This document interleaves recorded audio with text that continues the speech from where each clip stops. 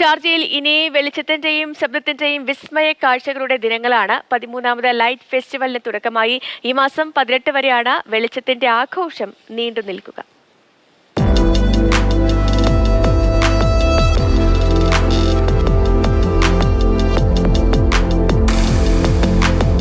ഷാർജയിലെ 12 പൈതൃക സാംസ്കാരിക കേന്ദ്രങ്ങളിലായാണ് വെളിച്ചവിന്യാസത്തിന്റെ മഹോത്സവം. പോലീസ് ആസ്ഥാനത്തായിരുന്നു ഔദ്യോഗിക ഉദ്ഘാടനം. Commerce and tourism development authority chairman Khalid Jasim അൽപിൻഫ ഉദ്ഘാടനം നിർവഹിച്ചു. ഡ്രോൺ ഷോ അടക്കമുള്ള പുതുമയാർന്ന കാഴ്ചകളോടെയാണ് മേള ആരംഭിച്ചത്.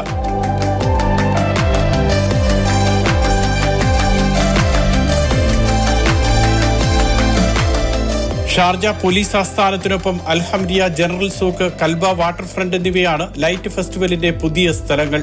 Khalid lagoon, Al Majaz waterfront, വിയ ആസ്ഥാനം, Dhaid fort, Sharjah mosque, Sheikh Rashid Al Qasimi mosque, Al Noor mosque, Al Rafisah dam, university ഹാളിന് സമീപത്ത് ലൈറ്റ് വില്ലേജ് എന്നിവയാണ് മറ്റു വേദികൾ.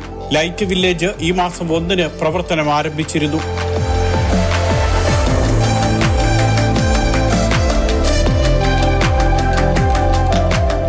എല്ലാ ഫാമിലിയൊക്കെ ആയിട്ട് വരാനായിട്ടൊരു നല്ല സ്ഥലമാണ്, ഒരു ഔട്ടിങ് കാര്യങ്ങളായിട്ട്. ഇപ്പോൾ ക്ലൈമറ്റും അതിന് പറ്റിയൊരു നല്ല കാലാവസ്ഥയല്ലേ, അതുകൊണ്ട് ഇങ്ങനെ കയറി. നാട്ടിലത്തെ ഒരു പ്രതീതി ഉണ്ട്, നമ്മുടെ ഉത്സവത്തിനൊക്കെ പോയുള്ള ഒരു പ്രതീതി ഉണ്ട്. ഇപ്പോൾ എല്ലാ ദിവസവും വൈകുന്നേരം 6 മണിക്ക് വെളിച്ചോത്സവം തുടങ്ങും. ഞായർ മുതൽ ബുധൻ വരെ രാത്രി 11 മണി വരെയും വ്യാഴം, വെള്ളി, ശനി ദിവസങ്ങളിൽ രാത്രി 12 മണി വരെയുമാണ് ആഘോഷം. 15 ലോകോത്തര ആർട്ടിസ്റ്റുകൾ ചേർന്നാണ് ലൈറ്റ് ഫെസ്റ്റിവൽ ഒരുക്കുന്നത്. ലൈറ്റ് ഫെസ്റ്റിവലിന്റെ ഉദ്ഘാടന വേദിയാണ് ഇത്, ഷാർജ പോലീസ് ആസ്ഥാനം. ഇതടക്കം 3 പുതിയ കേന്ദ്രങ്ങളിൽ ഇത്തവണ ലൈറ്റ് ഫെസ്റ്റിവൽ ഉൾപ്പെടുത്തിയിട്ടുണ്ട്.